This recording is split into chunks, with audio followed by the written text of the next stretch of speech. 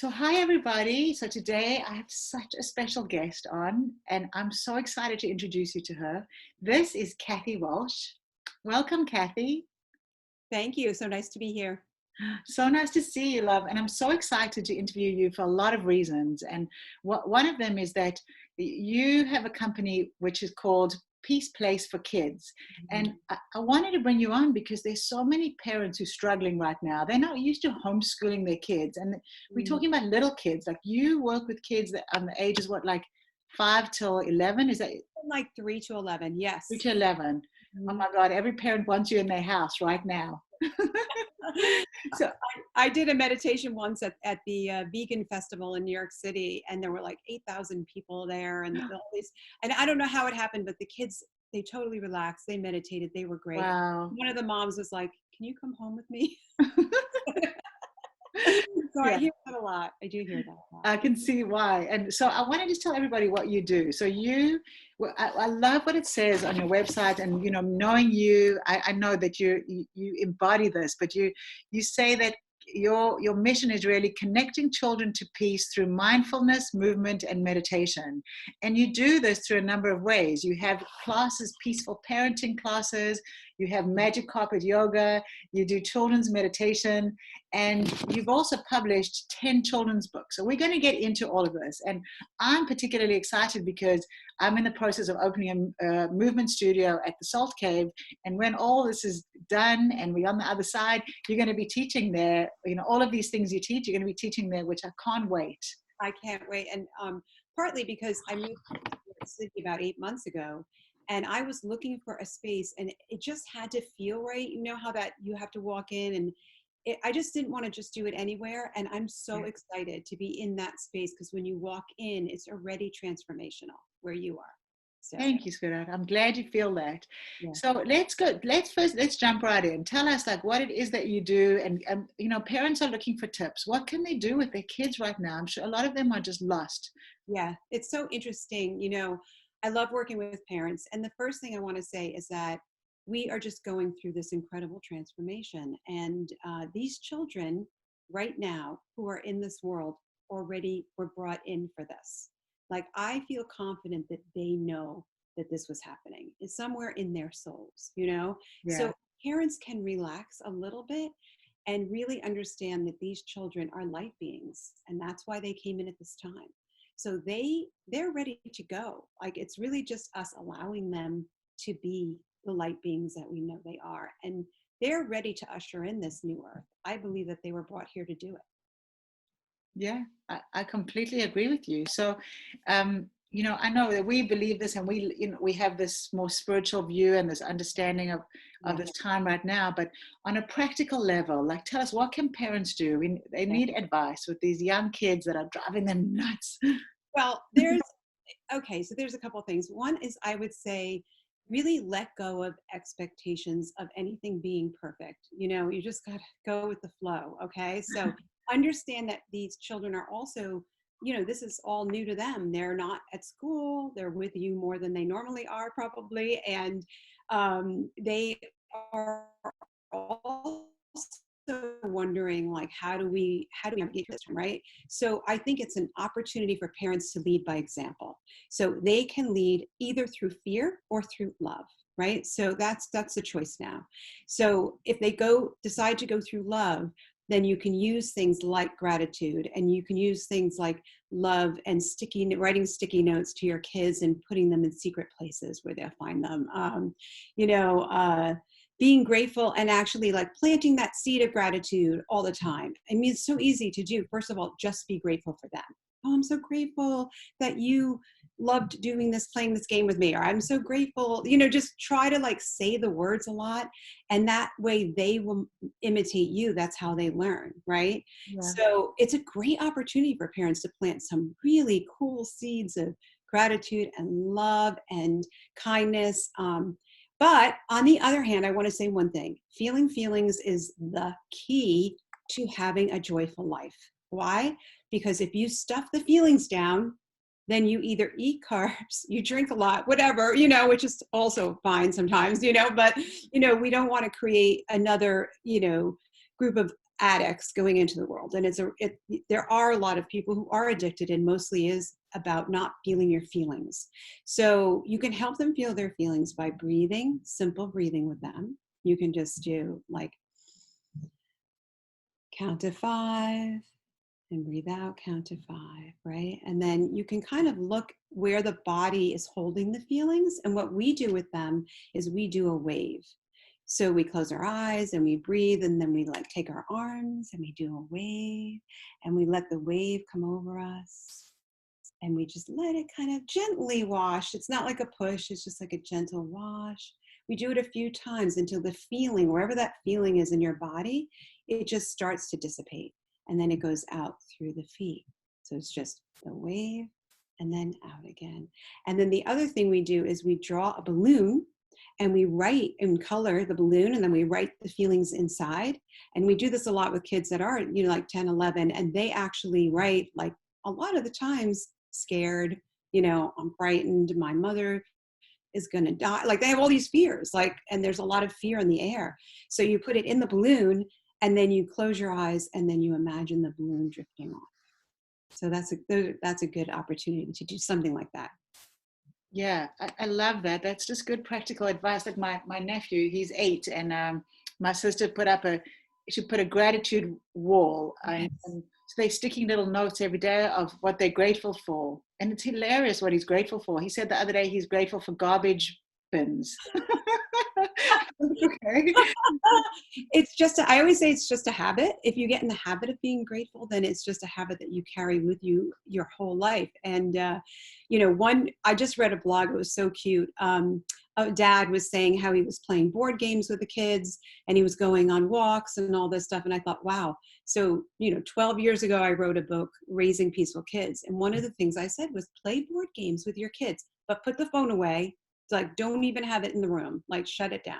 Play the game with them, go for a walk. Don't take the phone. Like, literally, I really mean this, like, put the phone away, go for a walk in nature. And while you're in nature, you can also say, what are we grateful for in nature? You can also, bring that back and make a little nature tables, which they used to do in Waldorf schools. So they would bring back flowers, and then write a little poem and some crystals, and then just bring nature inside, because they're not out as much as they used to be.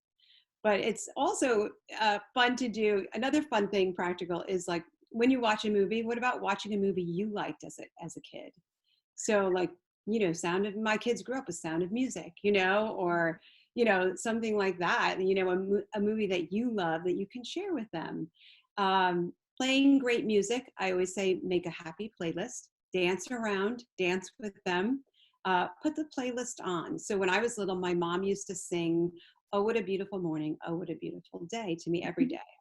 And it's still, like, so many years later, I still feel like, oh my gosh, but I sing that song all the time. So, you could be singing something to your kids or having it just play in the background, and they'll remember those words. Those words will go inside of them. Oh, what a beautiful morning. Everything's going my way. That's a perfect way to start the day. Yeah, really powerful. I like Yeah. it. Simple. What you're talking about are simple things. Nothing that Yeah. costs money, or it's just all simple, easy things that we can all do with our kids. Well, so let me ask you, Love, and I know you've It's funny. I wrote. Oh, go ahead. Yeah. no, go ahead, carry on. When I wrote the book, I said, listen, these are simple things. Like, these are not hard things, and I don't expect you to do them all. So I have a 30 days to mindfulness book, and you can do one thing a day for 30 days. And then at the end, maybe you pick 3 that you like, but then you can do those 3 consistently. Like, those could be a consistent 3 things, like writing a sticky note, or saying something positive or grateful, or whatever you want to do. You can actually add that to your day without it taking too much time or effort. I love that so much. And what? Okay, so tell us a little bit. I know you've just published a new book. Uh, yeah, so do you have it? Can you tell us a little bit about it? So, good evening, Star Baby. So I was in Galisteo, New Mexico, which is an incredible spiritual place. I don't know if you've ever been there. No. It's amazing. It's so beautiful. And there's a place called Star Dreaming, which is these labyrinths that you walk through. There's 18 of them, and they're all crystal, and unbelievable spiritual labyrinths, right? And I'm walking through, and all of a sudden I just hear these voices, and my guides are like, start writing. Like, and I took out a pen, and they were like, the children now coming in are star children. They're light beings, and they have a different way of connecting and being in this earth. And this book is kind of a reminder to children that they are connected to light, and it's really sweet. I really love this. So, and then Lift it up a little bit higher, love. do it higher. Yeah. Oh, beautiful. Yeah. So it's kind of like, so it says, I'll just read these 2 pages.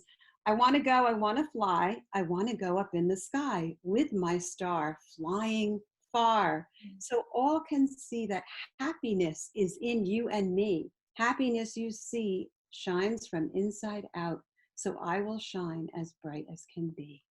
So it's reminding them to shine. And at the end of every magic carpet class, we go around child by child by child around the room, or child to parent. You are a bright and shining star. That's kind of our go-to.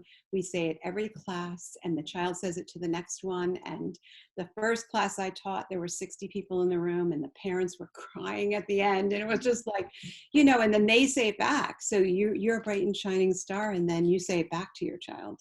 You're a bright and shining star. So it's so beautiful. It's such a beautiful thing to remember that we all need to shine our lights and just be who we are, right? I love what you're doing, because it's, sometimes people relearn this stuff as adults. We forget. Like, I think we come in much purer, and then, life happens, and we all have these experiences, and people lose hope. And then you start searching spiritually for more.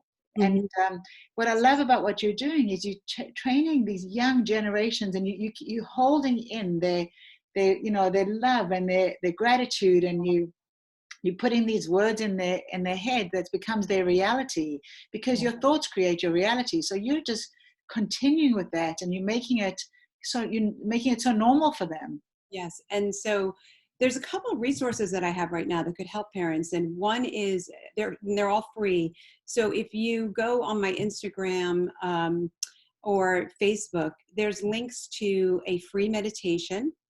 There's also on my website as well. There's links to a free 5 days to mindfulness. And there's a link to an entire magic carpet yoga class that you can do at home with your kids. And we've had a lot of people do them, and they've been really saying, not only was it great for the kids, but the parents felt better. So it's a win-win, and it's only half an hour. So, and they meditate at the end, and they go on a little journey, and then they see trees. So they do the tree pose, and, it's really, really lovely. And the whole thing is positive reinforcement. You are amazing. You are a bright and shining star. And then we take a rainbow, and we make a blanket, and we wrap it around us, and all the colors go inside. So it's kind of like light energy. And we just do a lot of really subtle, very spiritual things that the kids totally get and love. On their level, which I love. But as you said, the parents benefit too. Yes. I want to do magic carpet yoga. And you can. We'll do one with you. Absolutely. It's wonderful. I'm so grateful to be able to do it with the kids. I just love it so much. And I see that when you talk about the kids, I can feel the love is palpable. Like your eyes fill up with tears of happiness when you talk about them, and you're so creative, and the kids just want to play with you. They like you. I love it. They want to hang out with you. I've seen it. They're just drawn to you. You are exactly where you're supposed to be in your life.